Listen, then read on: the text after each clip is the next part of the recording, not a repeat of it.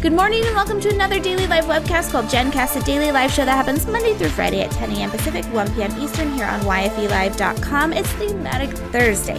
Thematic Thursdays, we talk about a specific theme and learn a little bit more about it. And today's theme is self-defense with Jarrett Arthur. She is fantastic. She's going to talk to us a little bit about Krav Maga, something that I know nothing about. I know nothing about self-defense, period, so I'm really looking forward to hearing more about it. And plus, she's going to tell us more about how to become a master in your field and how do you turn your passion into a business. So welcome to GenCast. I'm your host, Jennifer Donogh. You can tweet me at Jennifer Donogh and use the hashtag GenCast during this live webcast. If you're watching later, make sure that you add your comments, your opinions, maybe your experience. If it's something that you've had, you've done a workshop on, or maybe you've worked with Jarrett in the past, let us know. So let's go ahead and bring Jarrett on. Jarrett, thank you so much for joining us this morning. Thank you for having me. I'm super excited to be on. So, like I mentioned, you're trained in Krav Maga. How did that come to be? Because I've read a little bit about your bio, and this is not something that you were necessarily raised with. So, No. Where did you pick up the passion for it? It was actually completely by accident. I've been a competitive athlete my entire life. And after I graduated from college, I went to University of Vermont. And by the way, majored in something so completely unrelated to what I do now. But I think that's a lot of us. What did you major in? Environmental science and chemistry. Yeah, that's pretty common. Yeah. So I had never taken a martial arts class. I had never done any contact sports or combat sports, definitely not. And I had graduated and I was home. I was going to go back to school and start my master's degree and finish my track career, actually. And while I was home training, it was my mom that saw flyers for Krav Maga classes, for the self-defense classes. And she said, "Oh, Jarrett, you're going back to school and you've never done any training like this. You really should learn." And I was young and pretty full of myself, and I thought, I don't need this. I don't know what I would do, but I'm pretty aggressive. I'd fight back. I don't know what it would look like or what it would be, but I'd fight back. I don't need this. She just kept pushing and pushing and pushing, and finally, just to kind of get her off my back, I was like, okay, I will take the class. And within the first 15 minutes, it was honestly like these fireworks went off and light bulbs went off. And it just was something that spoke so profoundly, deeply to me that it honestly changed the course of my entire life. And I never wound up going back and pursuing my master's degree. I didn't finish my track career. I have been doing that full time ever since that very first class. Wow. So now, when did you take it? So you did that first class and you started to get into it, and I read you are an award-winning or most recognized black belt in Krav Maga. Well, I'm definitely not the most. Yeah, I'm definitely not one of the most recognized. But the world of Krav Maga, there are very few female black belt instructors. That's a distinction that very few women have, and I'm one of them. So that's something an accomplishment that I'm really proud of. So then how did you take that accomplishment and turn it into a business? At what point was it, okay, this is more than a hobby. I want to teach other people how to do this? Actually, I'll tell you the truth right away. I think that for me, it was really an experience that spoke to me in a way where I said to myself almost immediately, this is something that I actually need to share with other people. It's fantastic for me. It feels good for me, but I need to spread the word about this.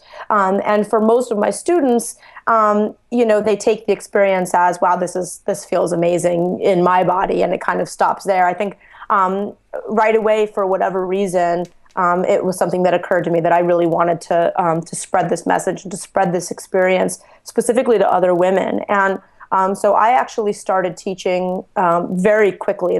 I won't get into details, but the way that the certifying organizations work is you can get certified by levels, so that as you get better yourself, you go into special training as an instructor. So I became an instructor actually pretty quickly, and I worked for one of the very big Krav Maga organizations, the headquarters based here in Los Angeles for a number of years after moving from New York.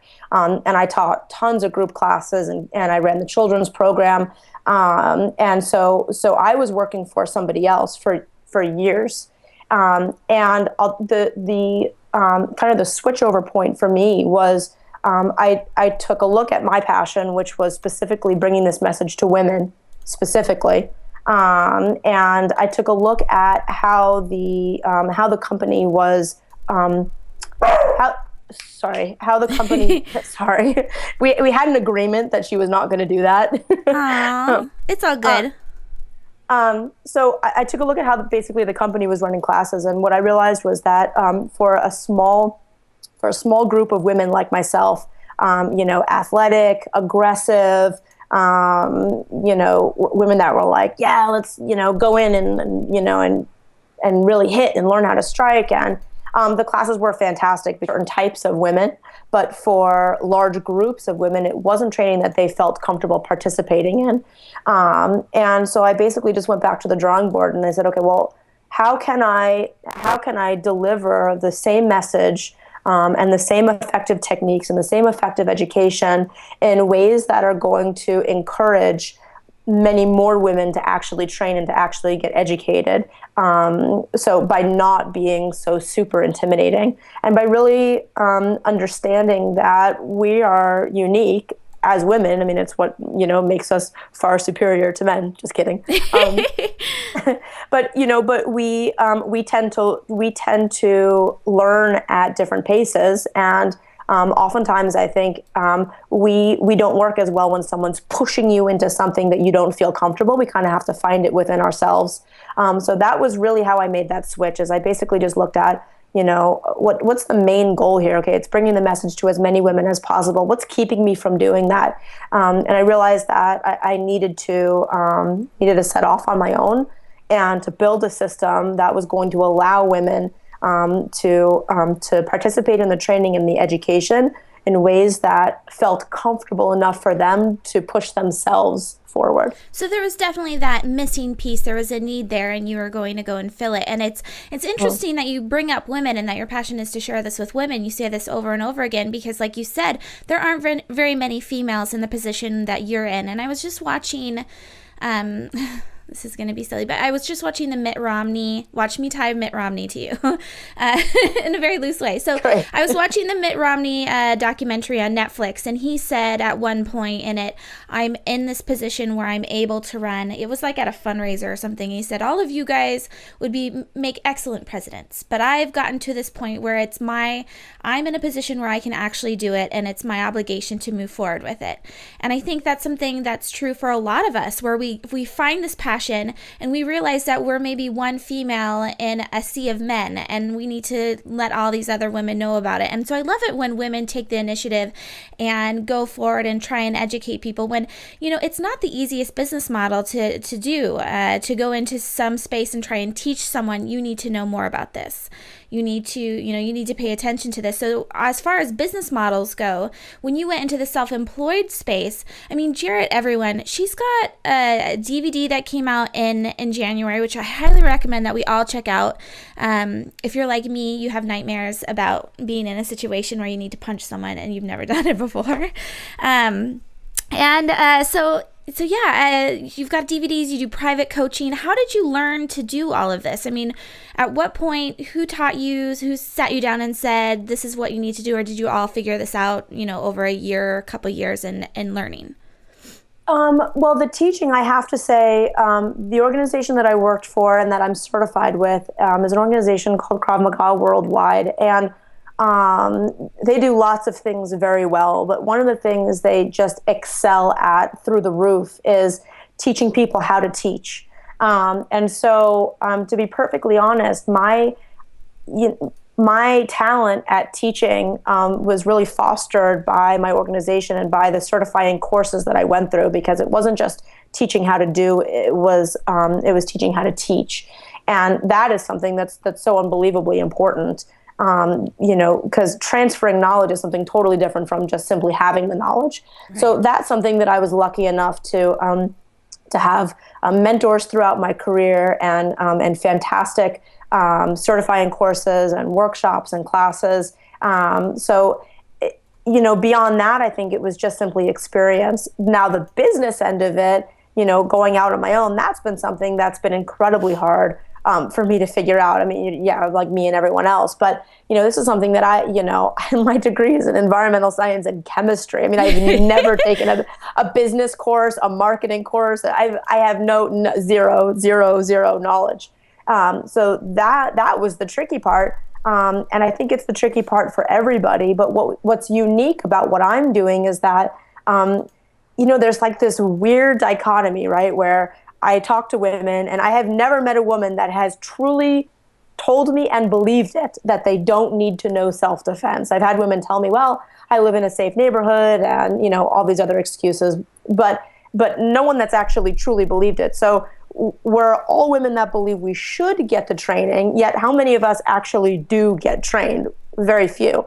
So what happens in there? And I believe that a lot of it, if not all of it, is fear-based. It's really scary to actually have to acknowledge the fact that you may be in a position where you're going to have to use these skills. You may be in a position where you're going to have to fight for your life. That you live in a neighborhood, like we all do, where violence does happen because violence doesn't respect boundaries. It's really terrifying to have to acknowledge that. So for me, it's not just like the whole business part of it as well, but it's like, what do I do with all this fear? How do I bridge the gap between the knowledge that you should really participate in the training and the education, and then you don't do it? So that's been incredibly difficult for me to figure out, but see, you bring but up I'm working a on good it. point. It's all introspective. You have to actually sit down and connect the dots and figure out why is this not happening, and try and create solutions for it. And I think you've done a really great job at that in creating a lot of different opportunities for women to learn this. And so, my last question before we get into a quick little briefing about self-defense is the idea that you've become a master at your craft. And this is something that I'm always fascinated by. You put in 10,000 hours, or I forget how many hours it is for you to become like an expert, I guess is what they say, in what you're doing.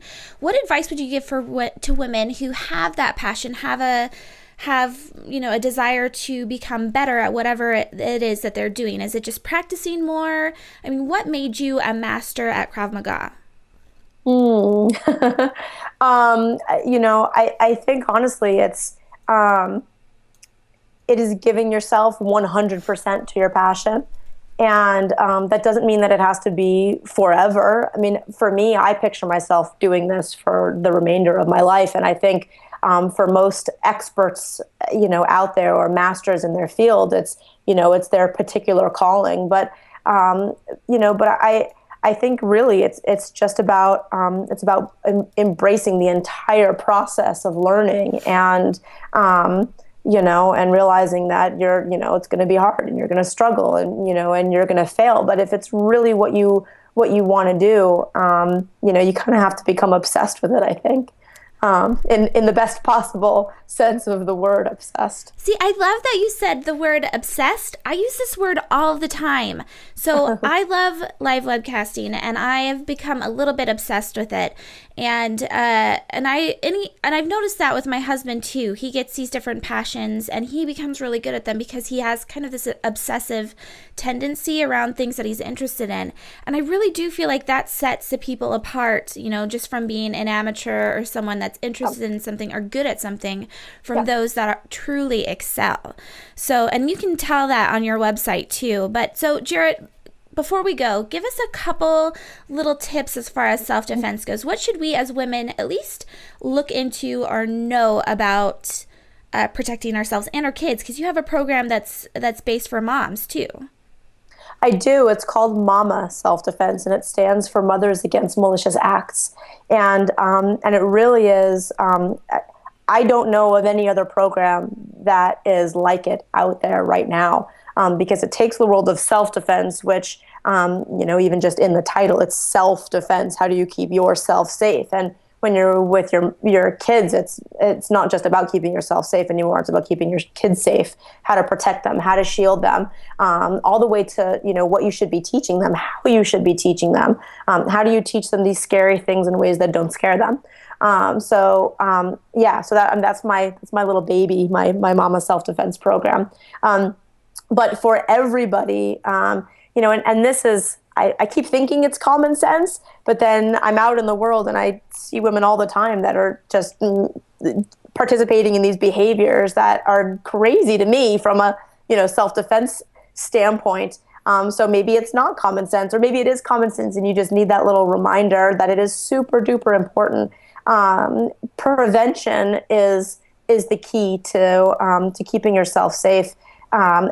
Anytime you are in a violent confrontation, no matter what the outcome is, it will permanently alter your life forever. I can't stress this enough. So anything that you can do to avoid being put in that situation, you really should be doing. And what are preventative measures? The best are being aware of your surroundings, paying attention, and listening to your gut. So really resist the urge to answer that phone call, answer that text, pick up your emails when you're out in the world walking from point A to point B. Unplug so that you actually have all of your senses, and you'll be able to pick up on a potential danger much earlier on, and B, you signal to somebody who could be watching you to see if you'd make a good target that you're not going to make a good target, because nobody can sneak up on you.